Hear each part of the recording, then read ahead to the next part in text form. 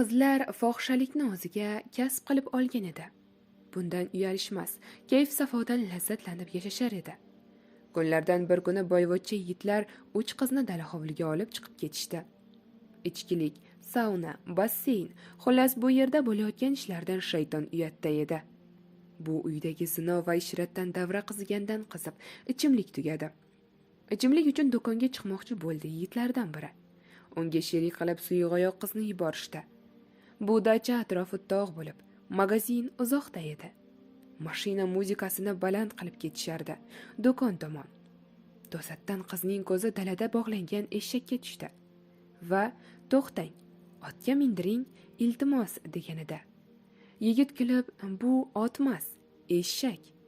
Uni nimasi senga qiziq" dedi. Qiz esa qo'ymay to'xtatdi va yo'l chetiga mashinani qoldirib, eshak oldiga kelishdi. Shunda qiz "Meni suratga oling" deb telefonni berdi. Yigit esa suratga olarkan, "Minibam tush" dedi. Shunda qiz "Minaman" desa eshak qochar, yigit esa kayf qilib kulardi.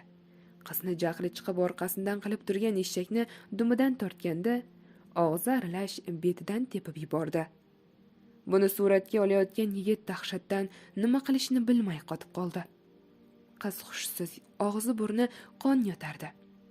Yigit nima qilishini bilmay qizni ko'tarib mashinaga tashladi va katta tezlikda ketayotib, yo'lni kesib o'tayotgan qo'ylar podasini ko'rib, shoshib boshqaruvni yo'qotdi va xarsang toshga urildi. Bu falokat 2 yoshning umriga zomin bo'ldi. Ularni u dunyoda savol-javob kutib turardi.